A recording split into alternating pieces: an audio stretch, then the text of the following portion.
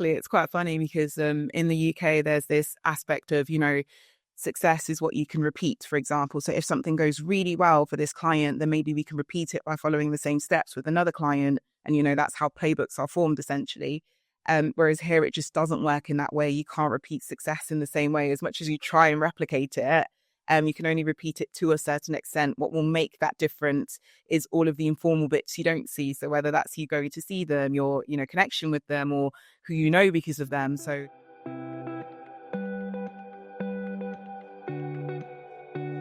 Hey, Jomilsa, thank you so much for joining me on the podcast. How are you doing today? I'm good, thank you. Thank you so much for having me. Oh, you're welcome. I'm really, really pleased to have you on because we're going to be talking about something really, I don't know. I think this topic is going to touch a lot of people. I think it's not something we've actually discussed on the podcast before, and I know I have seen conversations about this, but we're kind of going to be talking about the sort of cultural differences and the evolution of customer success, but in the Middle East, which is, of course, where you work. And if I'm correct, you're a customer success manager and you are based in Dubai. That's right. Yeah, I have been That's here for about a year and a half now. brilliant. And previously you are, UK based and have worked in other. Yeah, you can tell the listeners that.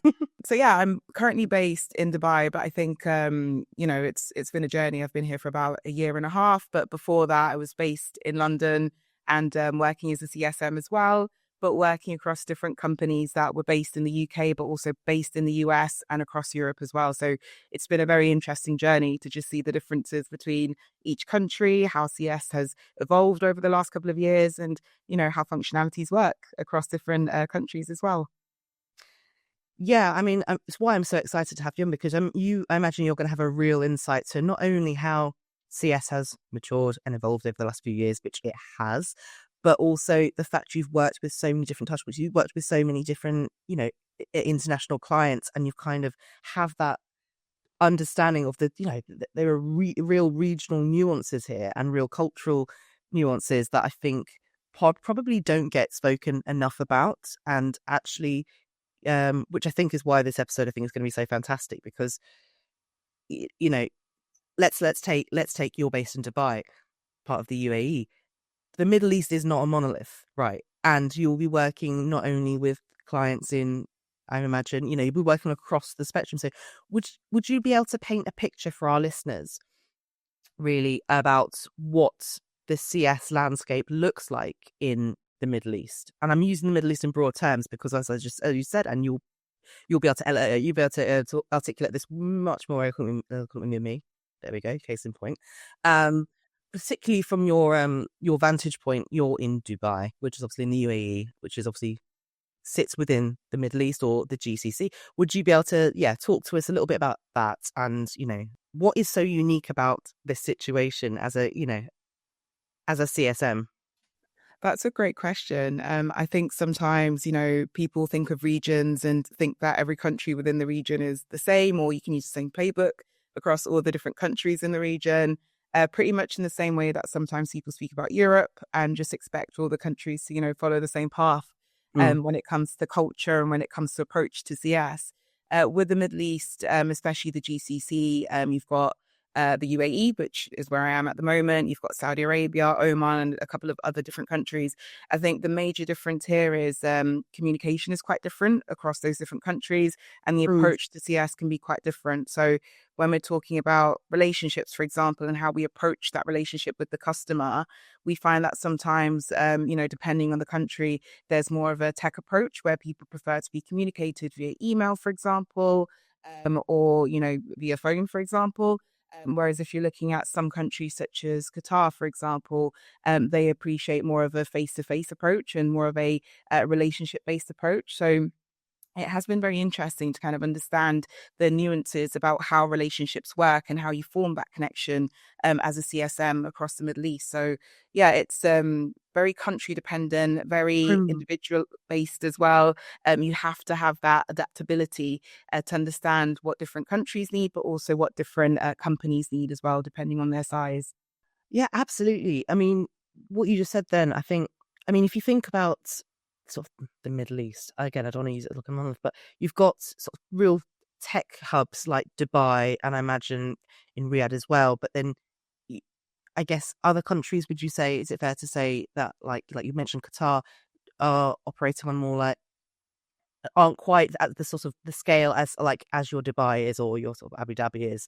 And I don't know, is it fair? I mean, please correct me if I'm wrong. Is it fair to say some of those countries maybe are operating on more sort of legacy structure and quite not quite where Dubai and such are?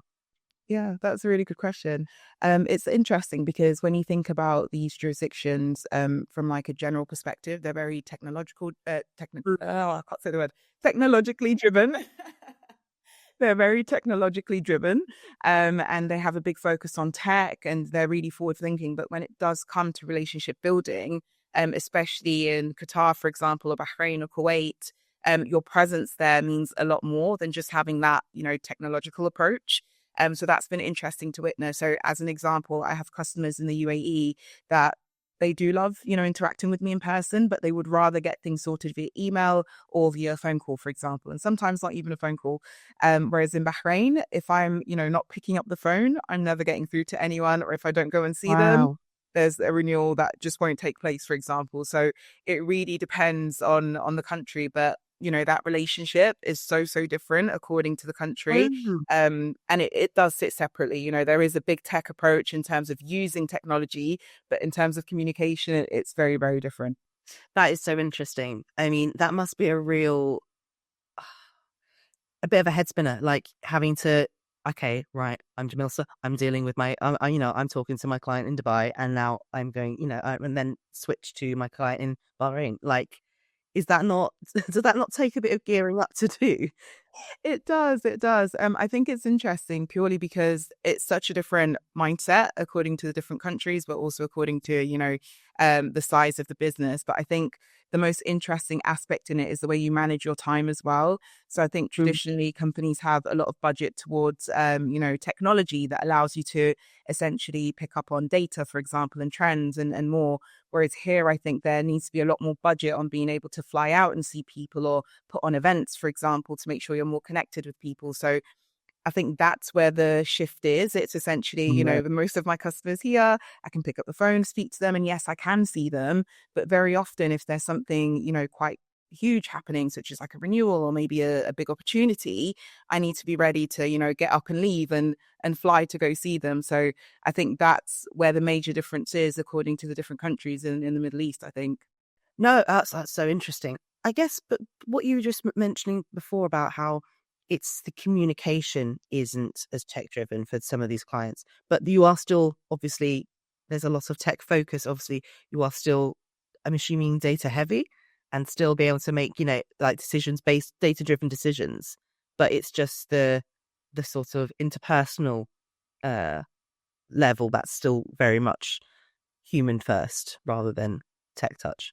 Exactly, yeah. So there isn't much of a tech touch approach at the moment. I think again, it depends on like the maturity of the business and the customer that you're connecting with. There is more of a human level approach. So what that means for us is, when you're approaching CS, there tends to be a certain playbook maybe around how you navigate things or the different steps in a customer journey. When you're taking more of a human led approach, that can vary very, very quickly depending on the customer, depending on so many different things. So you have to be very ready to just change technique quite a lot, which is very interesting. Um, and I think that does take a lot of mental power sometimes when Yeah. you're expecting things to go a certain way and you have to get up and change it a little bit. So that is really interesting. But I also think from like a data driven perspective, because things are a little bit more human led, it is a little bit more slow paced in the Middle East as well sometimes. You have to be ready to kind of handhold clients a little bit to teach them how to adopt to the products that you're selling and the products that they have. So it is very different in terms of maybe some people in the UAE, for example, from a customer success perspective, they might be really technology driven, can pick up the products really, really quickly. Whereas someone else maybe who hasn't seen the technology or hasn't been exposed to some of the technology we're selling in a different country, they might need some more hand holding and, proper training, in-person training versus, an online session. So you do have to tailor your technique and approach a lot. Okay, that's really interesting. But have you found then that because there is a slight like difference there, and particularly for, I don't know, for CSMs working in the UK or the US or just in Europe, um, might not necessarily. I mean, obviously some will, but some might not necessarily have this kind of like frame of reference. But do you find that because there was like a slight, I'm gonna say difference between, you know, you know, let's start that bit again.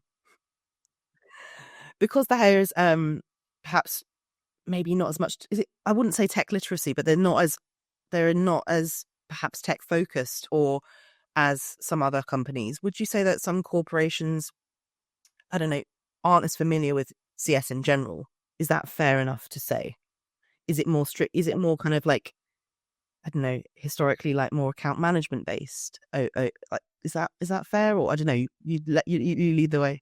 Yeah, of course. I think that's a really good way of thinking. So I would say there's more of a, in these jurisdictions, there's more approach in terms of them having their own technology. So when you're bringing technology that isn't really homegrown, it takes a little bit more to kind of pick up on. So I think in terms of the question you're asking, what that means for CS is you're not just doing the role of CS or the traditional role of CS as it looks in, Europe or the US or anywhere else. You tend to be wearing multiple hats, such as support, for example, onboarding, implementation, which sometimes sits separately, but you tend to do it all to really get that relationship in there and focus on everything. You're sometimes doing marketing and a little bit more. So depending on the organization you work for, CS can look so, so different. But Yeah. what I found here is that it does tend to focus one way or another. It tends to be more sales based, which is, more of that account management approach where you're doing most of the renewals, doing the upsells and more. And then from the other perspective, where it tends to focus a little bit more around the onboarding and implementation of things. So it is split into those two functionalities, I'd say. And I think it's because in the Middle East, there is quite a heavy focus on growth and not so much on, let's say, customer outcomes. And I think it's purely Okay. due to the fact that I think CS is quite new in the Middle East, newer than in other regions. So there is that focus on, how can we retain our customers? How can we continue growing? Versus, how can we actually make sure that customers are getting their desired outcomes from what we're selling and we continue to retain them over time and help them grow a little bit quicker. So it's, Mm. a different vision of CS here. Yes, I imagine that there's a lot of trying to get, you're still maybe at the stage of trying to get buy-in for CS internally and try to sort of demonstrate the value of it. Exactly. Yeah, Yeah. exactly. So I think there's a lot of tough discussions depending on where you are on the ladder. So you could be like an individual contributor, or you could be like a CS leader, for example. And I think there's always that discussion of, how do we prove ourselves? What is our functionality as CS? And that's why it does look so different, even across, Europe, US, Australia, etc. It is so different the way that CS looks. I think because with the UAE specifically, for example, there is quite a lot of startups at the moment. Most of CS is more based around how do we continue growing because we need to hit a certain number for Yeah. funding, for example. Whereas somewhere else that's, a little bit more mature or maybe focuses on, businesses from that specific country, such as Kuwait, for example, they maybe have the customers there and they want to focus on, how can we retain them instead of growing? Like we have the customer base, but how do we continue retaining Yeah. them and making sure we don't lose anyone if there is more competition coming? So it does look very different depending on where you go. And that's why it's so important to be adaptable, especially if you're maybe a CS leader coming in. It's important to understand that, you might have some playbooks that already exist and you want to bring them forward, but it's important to understand that they won't always be successful. You do have to be very adaptable in the way that you manage CS as an organization and the way that you put your processes in place. Absolutely. How have you found though when you're kind of, for example, you gave the Kuwait example there where retention is the kind of is king there and it's not so much about expansion. But perhaps for, organizations that aren't as familiar with CS, I mean talking about your client organizations, what kind of strategies have you found effective that to introduce, I guess, CS, so I guess CS, yeah, CS as we know it to them, um, as opposed to, sort of support or traditional account management, to sort of show them, the value of it in this kind of, in the modern sense of, as we know, customer success to be.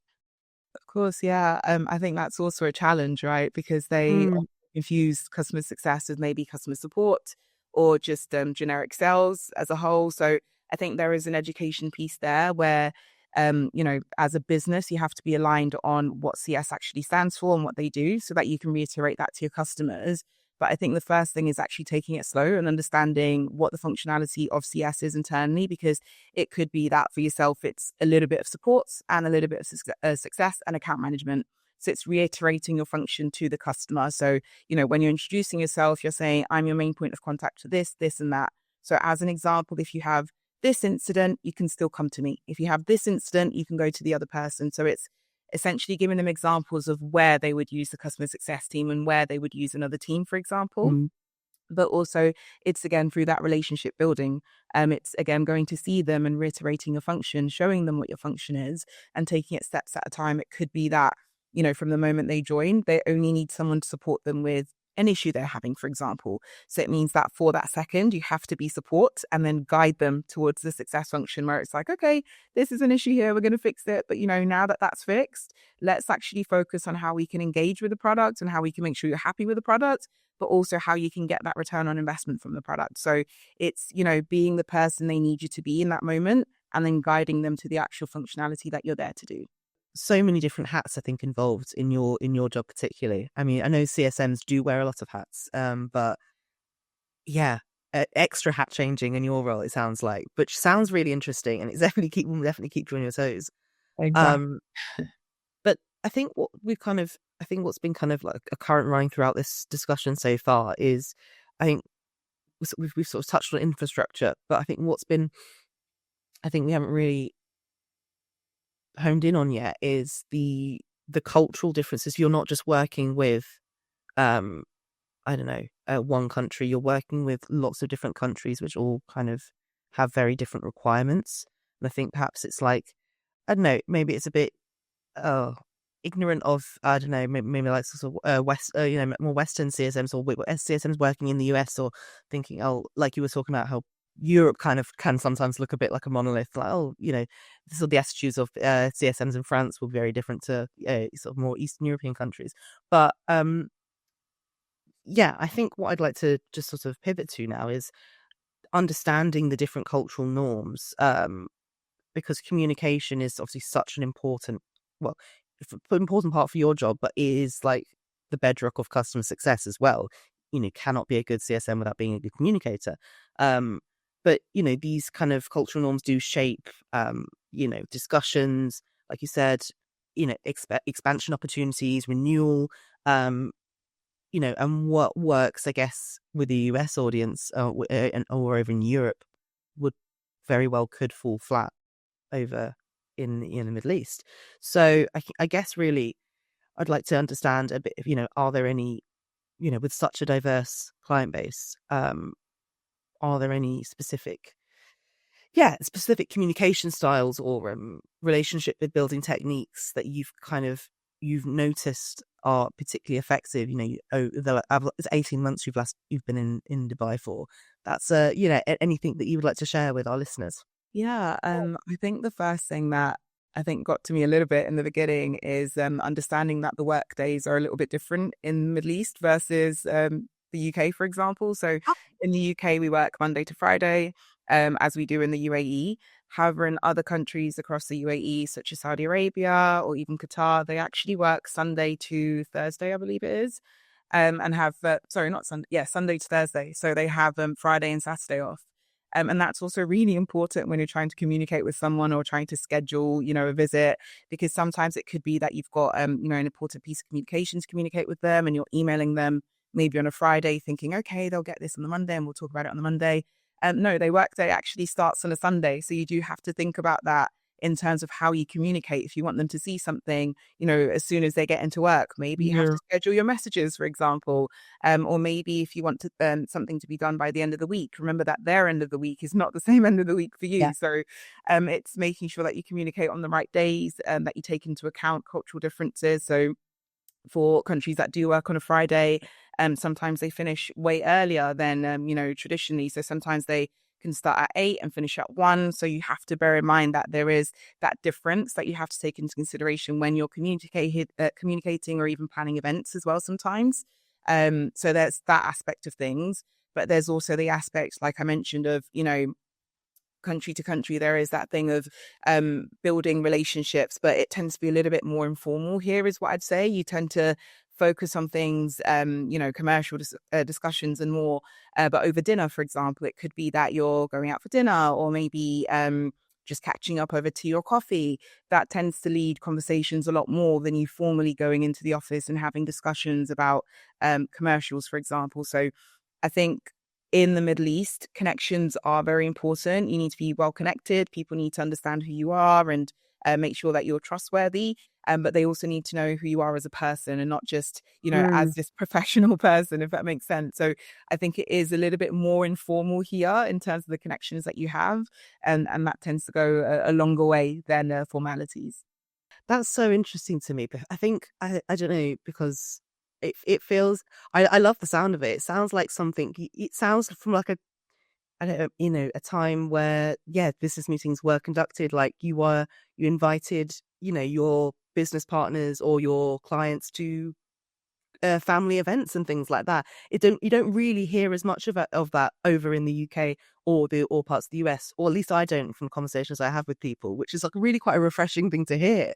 Yeah, it's funny you say that, because I was at one of my clients' wedding, and one of my No, clients' birthday, really. for example. Yeah, it's only been a year and a half, but yeah, that's how close people tend to be here, and I think it's purely Wow. because, speaking of Dubai specifically, a lot of people come here with no one else, or they come here with just maybe one person, such as their partner or a Ooh. family member. So you tend to be a lot more connected to the people that you meet out here than you would be anywhere else, is what I would say. So you tend to form stronger connections, and your clients end up being your friends, or very important people in your life. So it does make a big difference to be a little bit more informal in approach than formal.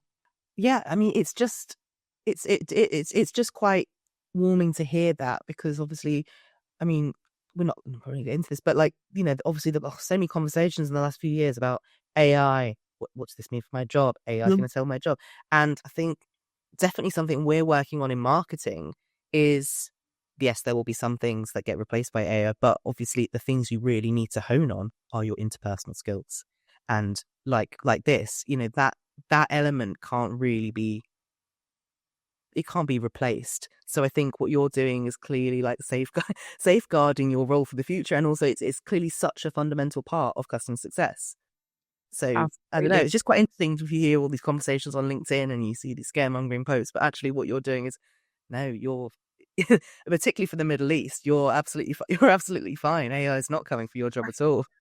Exactly. It's quite funny because in the UK, there's this aspect of, success is what you can repeat, for example. So if something goes really well for this client, then maybe we can repeat it by following the same steps with another client. And, that's how playbooks are formed, essentially. Mhm. Whereas here, it just doesn't work in that way. You can't repeat success in the same way. As much as you try and replicate it, you can only repeat it to a certain extent. What will make that difference is all of the informal bits you don't see. So whether that's you going to see them, your, connection with them, or who because of them. So yeah, it's been really interesting to see that, it's not so much as a technological approach, but a human led one. But when we are talking about things like technology and data, there is still that aspect of, platforms being able to assist us with helping our customers better, or AI being able to assist us with helping our customers better. It just means it's not at the forefront of things, but assisting us more with giving them the knowledge they need, and not replacing the actual connection we have with our clients. Yeah, absolutely. No, I think it's such an important point. Um, I also think, again, another sort of current, throughout this episode have been, as well as the cultural differences between different countries and our kind of how CSMs have to adapt. I think another thing we spoke about when talking, what's this episode going to be on, and how can we, what we'd like to talk about, was the sort of contrast between these sort of enterprise companies and startups. And you've worked for across various regions, but do you find that there is a big difference between how customer success is approached and executed, and and particularly how do you find that in the Middle East, for example? Are there notable distinctions and discrepancies between how customer success is actually carried out? As somebody working in the Middle East and having your experience in a variety of different sorts of sort of companies. Yeah, this is a really interesting question. And it's one that we see quite a lot. So here in the Middle East, we have a customer success group where we meet up and discuss ideas. And one of the major things that we see all the time, especially in startups, is, you know, at what point do we start scaling? At what point do we introduce technology? At what point do we do this and that? Whereas when you're looking at like a global business, for example, there tend to be more things set in place and there tends to be opposite issues. So where a global business has all of their playbooks in place, all of their technology in place, there's not as much room for flexibility in terms of adapting to what clients need or what we need to continue, successfully making our clients happy. Whereas in a startup, they have all the flexibility, but potentially not as much budget to actually work on some of the things that they need to work on, such as having the platform that gives them all the data they need, for example, to make decisions for clients and, follow through these conversations. So I think that's been quite interesting. But even when we're talking about budget, from a startup perspective, they understand that there are, competitors in the market.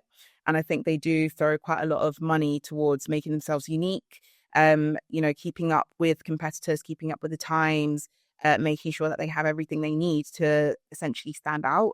So I think that's an area where they spend a lot of time investing in and training their CSMs in terms of what the unique features of their platform is.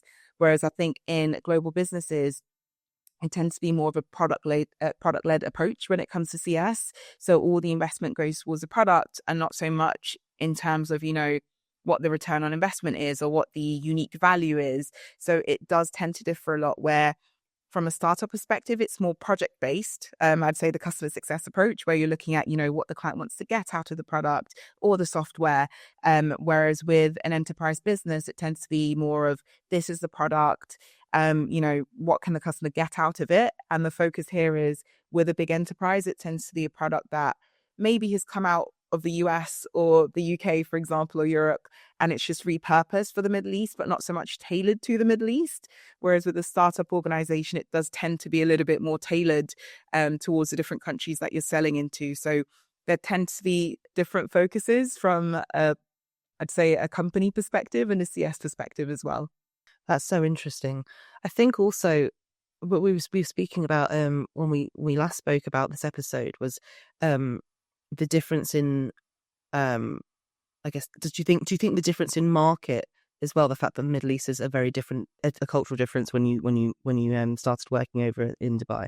Yeah, I think the major difference here is, with the UK, you kind of understand who your customers are. It's nice and easy to understand the pattern and what they need. Here, yes, there are so many law firms, but there's also kind of in-house clients, so organizations that also, have their own lawyers and need the legal platform. So I think the difference here is we have products, for example, that are US based and have been shifted here, for example, that makes so much sense to maybe our international clients that have used us in the past for Mm. the US and UK, but they need to be reintroduced to people that maybe haven't seen them before and are more locally focused, for example. So there tends to be a shift in terms of the experience you can give each person, because for someone that's used it in the past, you're probably more focusing on, how can we focus on return on investment? Whereas, someone that's completely new to the product, you're more focusing on, okay, how can we onboard you and keep you engaged with the product and making sure Mhm. that you're happy with the product and more. So there is that different approach.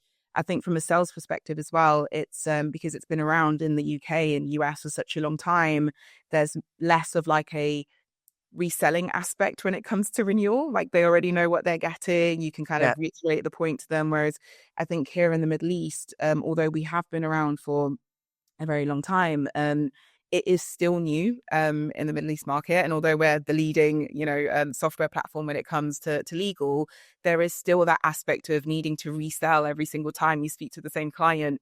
Okay. Reiterating the value, making sure they understand, what's unique about us and why they need to continue their subscription. So I'd say because of the market being so new and because Yeah. there is a lot of like selling elements and like marketing elements. There's more focus on events here than there is in the UK. So the UK, it's more of a traditional account manager, customer success role.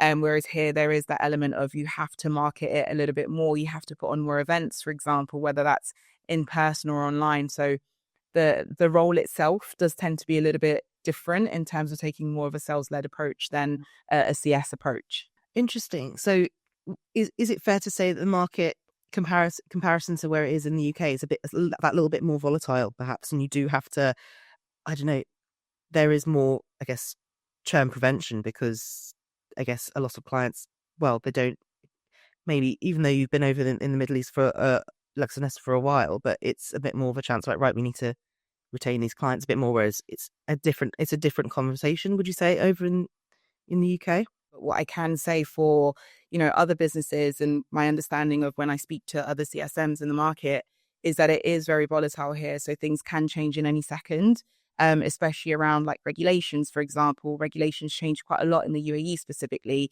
So you have to be kept up to date around things that you can do, can't do, things that you've got to change around the way that you operate, for example. So it is very volatile in that way, even down to the way that you sell, for example. Okay. Especially again because of the competition. There's always competition coming in every single day. New competitors in the market, which means you have to change your way of being. So something that is set out in stone in terms of your practices, you might have to change that down the line because you're taking a different strategy. Because of the way the market is, it's just up and down a lot. So it Mm. might also mean that you start off with that role as a CSM, but because of the needs of the market, you're now also doing, marketing, for example, and support. Oh wow. So it does change quite a bit. But it also just depends on the size of the organization. I do find that you tend to wear a lot more hats when you are working for a startup versus an enterprise company. But I will say when you are working for like a large company in maybe a new location where, it's still quite new, so the Middle East, for example, you do tend to operate like a startup within a large organization, which is also like a different environment to be in because you've got, you know, the regulations, you've got the budget, you've got everything else, but you don't have the structure. And sometimes you need to work on the structure or like understanding, the customer journey itself because it's so different to maybe what the customer journey looks like in the UK. So it's very different, but also very similar, but you also just have to tailor it to your experience. And just on that, actually, I think one of the major differences as well when you are working for like a large organization is there are like a lot of hoops to jump if you do want to tailor something. So, like I mentioned, what works in the UK might not work in the Middle East, and you do have to tailor your processes sometimes. So, if you do want to tailor that, you do have to, maybe go back to someone in the UK and, get their advice on that or, get their permission to do things or wherever, the company is based. Whereas I think if you're working for maybe like a startup, it's easier for you to be a little bit more adaptable and agile and Yeah. change your ways of being. So it's very different depending on your organization, depending on the structure, depending on the Mm. maturity of the business as well. Yeah, absolutely. Because I imagine, yeah, like you're saying, if you're in a startup, there's usually a flatter hierarchy. You can kind of you can get things done, I guess, quicker. But it's also, even though that's a benefit, there are obviously a lot of cons because you don't necessarily have the data, you don't have the resources, for example. But do you Exactly. think so? Talking about changing your sort of tact of your CS strategy to sort of meet this sort of we're talking about the validity of the that's not a word validity, yeah, let's go with it, of the market. How and you've got to go through, I guess, the UK office to sort of, chat. Am I picked that right? You kind of to talk through your sort of changing strategy then. Yeah, so not specifically with the UK office, but Okay, sorry. whoever is responsible. It's just not in the Middle East essentially, but you would have to speak to different offices essentially to make sure that you're aligning in the right way and that you have that flexibility. So it could be on a Mm, case by case basis. It could be that I've got a customer that for example, needs for me to visit them, let's say 4 times a year, for example. That's something that needs to be agreed upon. And it's not just like a mm. one rule fits all, for example, for every customer in Qatar, for example. I can't do that for every single customer. So No, of course. there needs to be, some agreements on a case by case basis is what it is sometimes, which can be a little bit time consuming. Sometimes it could mean that sometimes you maybe have a timeline to work to, and sometimes you might miss that timeline because, you know, there are a lot of hoops to jump through, and that goes with every global organization. Whereas in a startup, it's a lot easier for you to turn around and say, okay, let's do this. And it's purely because there's sometimes less clients, less people to speak to about your decision. So there's a quicker turnaround time to actually make decisions and get things in motion. It just reminded me when you were saying this, because I'm speaking to somebody a couple of years ago, and they worked in South America, and I don't reveal who they were, but they were saying how they worked for a very large, you know, global company, but their American, which is an American company, the American sort of parent company, let's say, didn't quite understand the cultural nuances needed of this CSM in this South American country, and it was quite a bit of a at points it was a bit of a battle because they were hoping that they were going to work off the American playbook, and didn't quite understand the changes. So when you were saying, oh, you know, we need to change tax, we need to change our CS strategy, we need to talk it through. I'm just wondering, I mean, how does that work? I'm assuming that is there a better kind of cultural understanding of what of Middle Eastern, you know, needs and the sorts of different countries' needs, you know, because I can imagine that speaking to this person, it was quite frustrating to not have that support and for them not to understand the cultural differences compared to a US Yeah, playbook. of course. Yeah, I think it's a little bit different for us because we work across so many different countries and so many different you know, jurisdictions as a whole. So there's this thing of, you know, maybe it started off in a specific country and we've expanded to, let's say, Asia, we've expanded to North Mm, Africa, etc. So because they've done this before, they kind of know what to look out for when you are moving into a new market. So right. they are very understanding of, you know, cultural nuances. I think what's amazing is that there is that space for you to vocalize maybe what it is that each country needs or what you need to actually be successful in each country, whether that's from a sales perspective, a CS perspective, marketing, etc. So there is that space to also speak about things, but there is that aspect of, you know, if it works in this country, why can't it work here, for example? So there is more of like an educational approach when it comes to CS in the Middle East, where it's kind of like the tables flip a little bit and the CSMs, the people on the ground, have to kind of educate maybe our leaders that aren't in Yeah. the Middle East around how things work here or what works here and what doesn't work here and maybe what some of the challenges are. So I think we're quite lucky in terms of, you know, everyone being quite receptive and being really good when it comes to the educational piece. But I think the challenge here is, again, it's that time to actually be agile. How long will it take for us to be, you know, to put the motion in play, for example? So if we need to change tactics, that might take a couple of weeks, a couple of months, for example. Even though they're accepting of the cultural differences and, you know, that the challenges there, it just takes a while to pick up on it and understand what the impact of those challenges are and how we can align on them. Oh, honestly, this has been such an interesting episode. I think particularly for anyone listening who is, I don't know, thinking about making a move over to the Middle East and thinking about a change, or even not necessarily just the Middle East, but maybe, you know, a different market, like you're saying. Just to sort of wrap things up a little bit. What you've been in this role in Dubai for a year and a half now. What if you, based on what you've learned, which it sounds like a hell of a lot, what one piece of advice would you give somebody who might have been Jamilsa 18 months ago, Well, making the first journey? And you know, and I don't know how much, I mean, maybe I should have asked this at the beginning. How much did you, how much about the Middle Eastern market did you know at the time? Did you know really what you were kind of fully getting yourself into? No, not not at all. at So all. what, I moved here without even having visited once, so very new. yeah, Yeah, wow, wow. yeah, I mean, but you must have just learnt so much. What would you, what piece of advice would you give to somebody who is perhaps where you were 18 months ago or thinking about it? absolutely. I would probably say, I know this sounds a little bit wild, but you know nothing. Everything that you knew, you know, about CS, for example, or, you know, just in general, customers. Of course, you know stuff, but it doesn't mean that it will translate in the same way in the Middle East. So there's a lot to learn. I'd probably also say don't look at maybe challenges as failure. It's just redirection. Like you have to pick up on customs, culture, the way people work, and understand that not everything is going to work just because it did work in the UK or US or etc. So I'd say it's a very big learning curve. And the main thing is to actually understand and sit down with people that have worked here, understand what their challenges have been, what their pain points have been, and what has been successful. So I think if I had to share that one piece of advice is come in as if you know nothing and just listen to other people's experience and take in everything for them, because yeah, they've seen what makes everything successful and they'll be able to help you with your journey. Brilliant. Yeah. So just be a sponge, just soak it all in. Exactly. And Okay. yeah, brilliant. And final question. Are there any emerging trends across the region that you're excited about in the next year or two?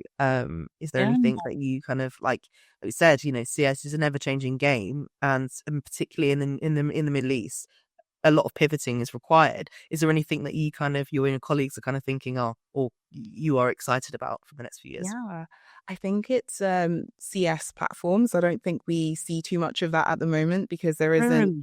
as much of a customer success trend here as there was in the UK or US and etc. So I think it's more like using data, like generated data already, to make decisions, because at the moment things are quite manual across nearly all of the organizations here. You tend to have platforms support you with that, but not the actual CS journey. It tends to be more sales led or more, let's say, marketing led. So I think it's CS platforms being able to like have all the data you need, being able to kind of map out what the customer journey will look like. So aspects like that, but also AI within the CS platforms as well is one thing that we're all really excited about, because like I mentioned, everything is quite manual at the moment. It is very time consuming. That'll And be so a big relief. yeah, exactly. We can focus more on, actually showing return on investment instead of actually just, gathering all the data we need. So, yeah, that's an exciting aspect that we're all looking forward to. Oh, brilliant. Well, hopefully that'll free up a lot of time and you can actually focus a bit more on, the relationships that you actually, or the role that you really want to hone in on a bit more. But yeah. I Oh, hope. exciting stuff. Well, that's it for this episode. But thank you so much, Jamilsa, for joining me. I've loved talking to you. I found this such an interesting episode. And I had no idea it was just yeah. I mean, obviously I had no idea. I've never worked in the Middle East, and I've only been once. But I think yeah, what an eye-opening episode, and I'm sure lots of people are going to absolutely love this episode because it's touched on so many important things, from infrastructure to yeah, the so many cultural nuances and just the communication element. I just hadn't really thought about that before, coming into this topic with, completely, now my eyes are open. So fantastic. Thank you Yeah. so much. I'm glad. Hopefully it's useful. But thank you so much for having me, Grace. It's been an absolute pleasure. Oh, thank you so much. And yeah, if anyone wants, I'm assuming if anyone wants to reach out to you, where's the best place to connect to talk Yeah, about LinkedIn. LinkedIn? Yeah. Absolutely. LinkedIn would be ideal. Yeah, it's just my name. You can search it up on LinkedIn and connect with me. Brilliant. What I'll do is I'll leave it in the show notes, and anyone who has any questions or maybe wants to reach out based on this episode, they can do that. So Perfect. thank you very much, Jamilsa, and you have a great day. Thank you, Grace. Thanks for tuning in. Be sure to check out our other episodes and go to customersuccesscollective.com for even more customer success related content. You can also join our global community on Slack, and you can find the link to that on the CSC website. But until then, see you next time.